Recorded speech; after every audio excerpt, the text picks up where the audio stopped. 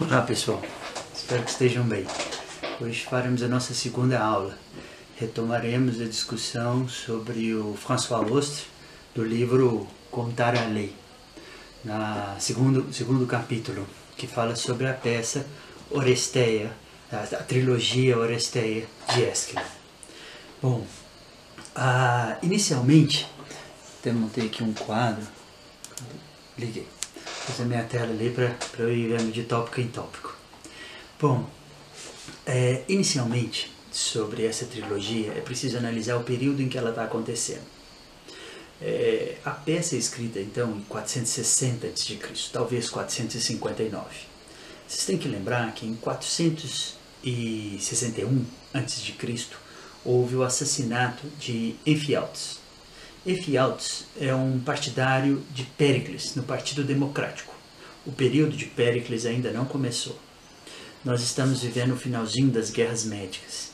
E como vocês lembram das nossas aulas, houve então digamos, uma retomada do poder aristocrático da nobreza, dos eupátridas. Então houve um retrocesso na democracia grega. Mas esse momento, que é o momento do final das guerras médicas, isso vai ter uma reviravolta grande, como vocês sabem, e o processo democrático na Grécia vai avançar muito nos próximos anos. Então essa peça ela está um pouquinho antes do grande avanço democrático do período de Péricles. Não que eles não estavam já em plena construção do processo democrático, porque nós já temos aí muitos anos, desde das reformas de 511, 509, se eu não me engano, antes de Cristo, de Clístenes, que já deu pelo menos a estrutura do poder democrático em Atenas. Bom, então é preciso lembrar que é um momento de tensão e que essa peça está andando em telhas, diria assim, para não quebrá-las. Então a posição de Ésquilo nessa peça é uma posição moderada. Ele vai tentar conciliar o passado com as tradições antigas dos eupátridas, dos valores antigos da cidade de Atenas, com as novas formas de governo, com as novas gerações.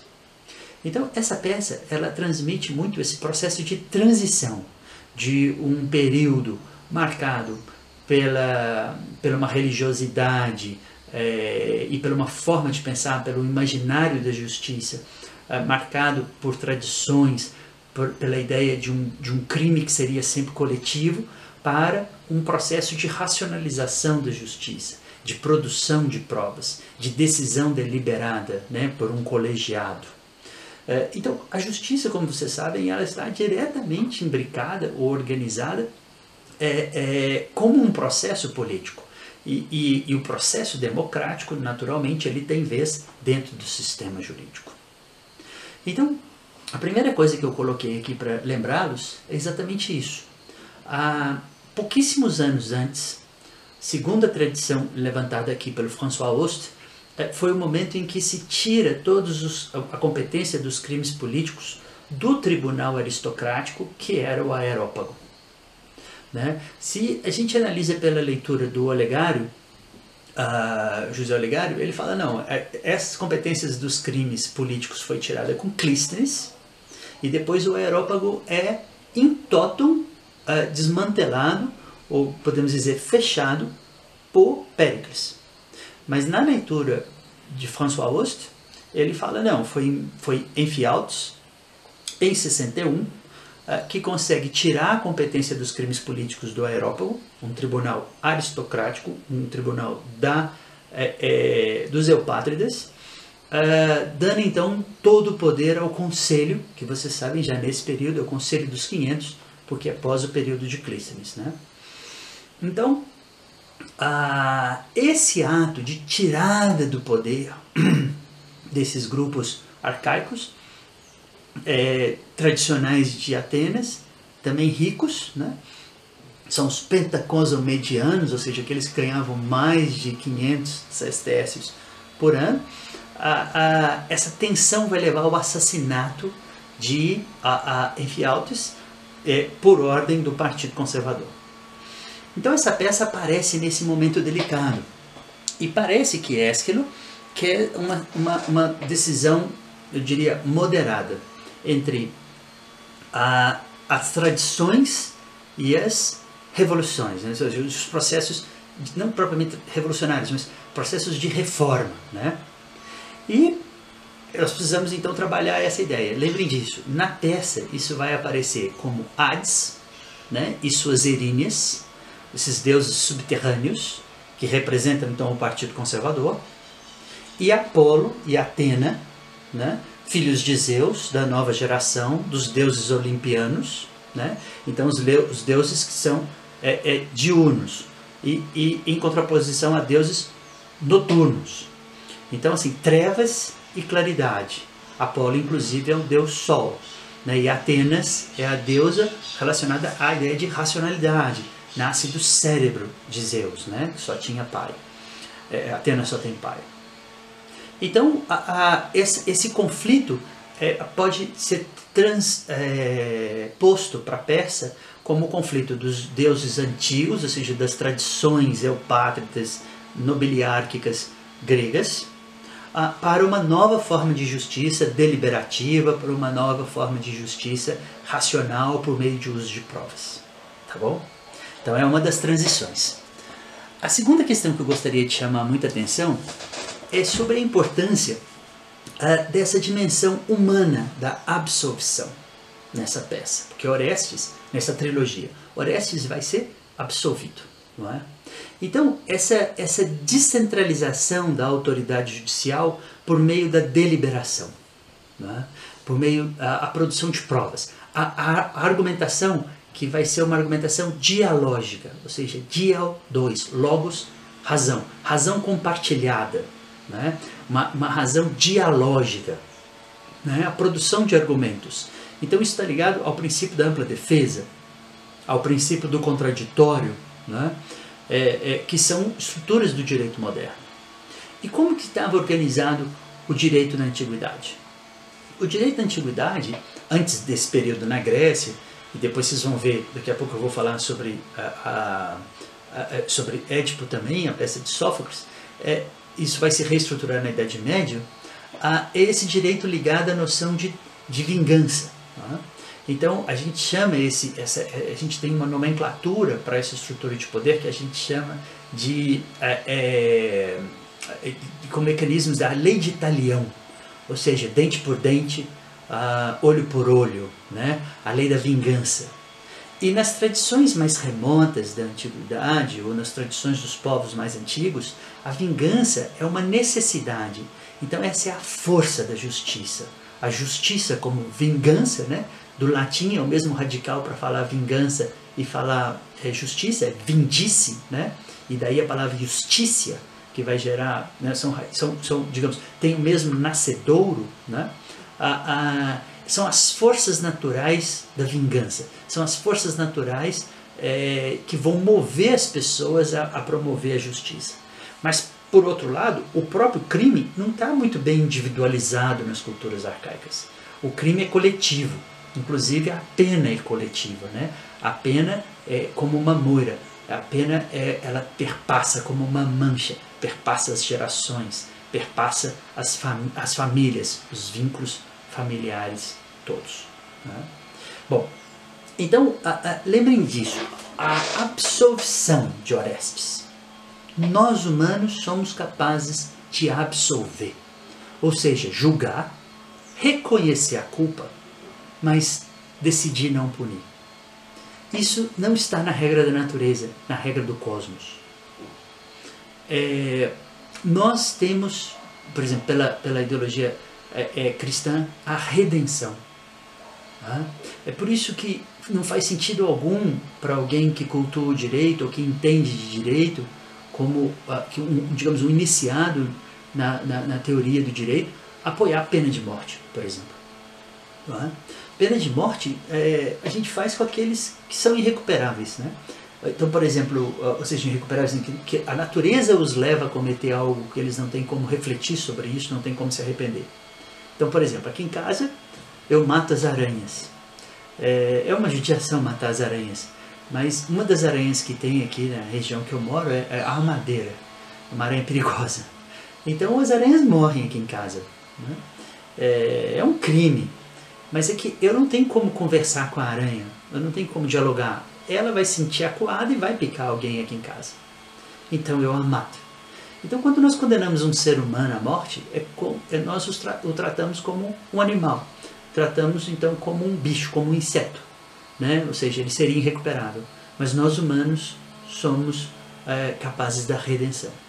Então esse instituto da absolvição, ou a ideia no mundo privado do perdão, é uma das ideias centrais filosóficas que Esquilo traz para a peça, né? Bom, continuando aqui, no meu esquema aqui, eu gostaria de ainda falar sobre essas tradições que precisariam ser vingadas. Olha só que interessante. Essa peça, ela vem de uma tradição de crimes.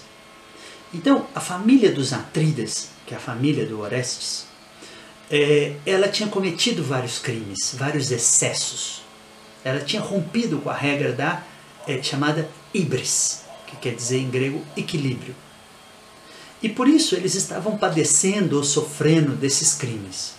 Essa é a lógica da antiguidade. Então, por exemplo, os excessos em Troia, né, ou seja, as sevícias do exército, né, de Agamenon em campo de batalha, os excessos. Quem leu aí o Homero, né, quem leu aí os Ilíadas, sabe muito bem desses excessos cometidos no final da guerra, né? Depois, existe a maldição dos Atridas, ela precisava ser expiada, né? Atreu, que é irmão de Agamenon, preparou, cozinhou os filhos do outro irmão dele, né? E serviu ao irmão, né?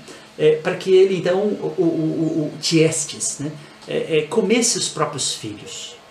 E esse crime também, então, agora atingia todos os Atridas, né? Ele o faz porque o irmão teria cobiçado o trono, o irmão teria seduzido a esposa, mas de toda forma ele faz ele comete esse grande crime antropofágico, né? Dentro da família, dentro do oikos, né? Dentro da lógica da justiça da família, justiça de Temis, né? E por fim, existe o crime que Agamenon cometeu, que foi matar a própria filha, sacrificá-la para ter ventos favoráveis à tropa, né? a sua amadores. Esse é o problema. Agora acabou a bateria da máquina, mas estou conseguindo conectar tudo, se está dando certo. Bom, então esse período do ódio, né, da vingança irracional, ela vai passar por um processo de crise, e isso está na segunda peça, que é a peça Coéforas, né? Então vamos superar essa fase das imprecações, né? O que são imprecações? As antigas formas místicas, né, de se fazer justiça. Então, por exemplo, a imprecação é uma invocação de forças transcendentais, né, de forças do outro mundo, né? Amaldiçoar, né? Rogar uma praga, né? Uma praga irrogada, né? E vamos superar esse processo com a fuga de Orestes, depois de ter matado a mãe, ao oráculo de Delfos. E no oráculo de Delfos, então, Apolo sugere a construção do tribunal, né? Então, as Eumênides, que é o nome que as Eríneas vão receber, agora como protetoras da polis, protetoras da cidade, né? Protetoras da organização social, metamorfoseadas, eram as antigas monstruosas Eríneas, vão receber as libações exatamente por terem transformando-se, tendo metamorfoseado-se, tendo sofrido essa mutação, essa metamorfose para uma nova forma de justiça deliberativa, né? Então, olha só, os crimes precisam ser julgados. Os crimes não podem ser simplesmente abandonados, não é verdade? Nós precisamos que a justiça atue, não é?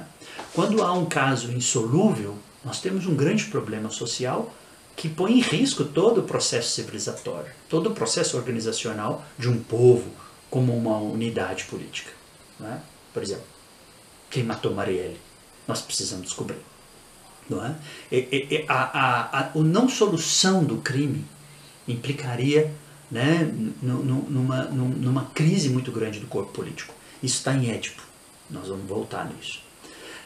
Então, na sentença de absolvição de Orestes, há um comprometimento entre passado, presente e futuro.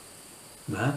Ou seja, no presente eu rompo com uma parte do passado, mas ao mesmo tempo eu julguei esse passado, eu deliberei pela absolvição.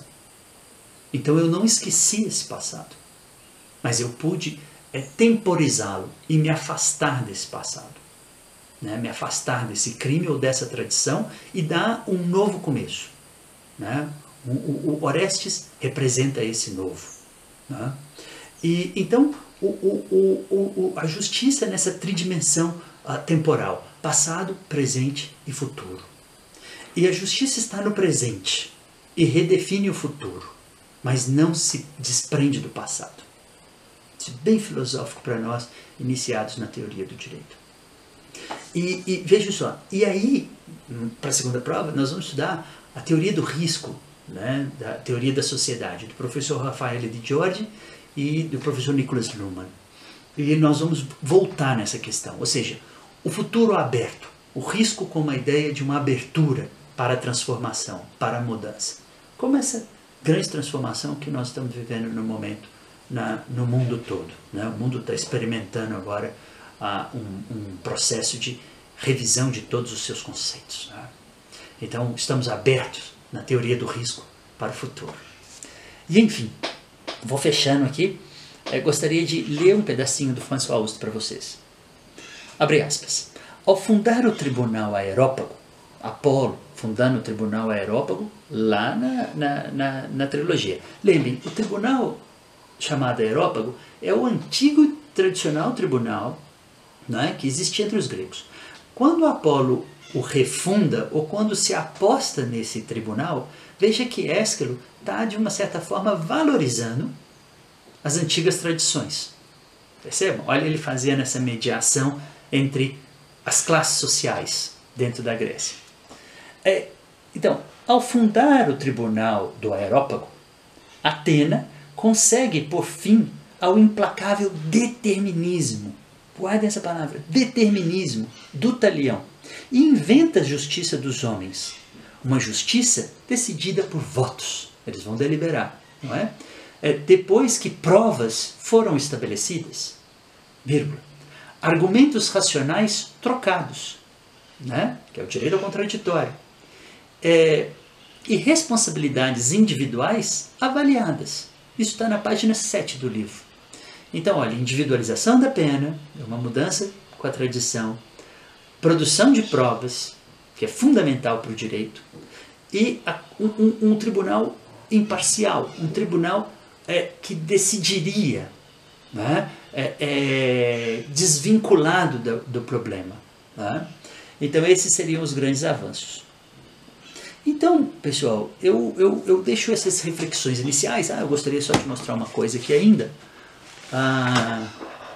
Olha só, como a gente está trabalhando a questão do teatro grego. Observem, acho que é possível ver esse mapa bem aí pela câmera, né? Amadorismo. Aqui é o teatro de Dionísio. Aqui, como vocês podem ver, é a Acrópole de Atenas, Templo de Atena. Né? Aqui era o antigo teatro.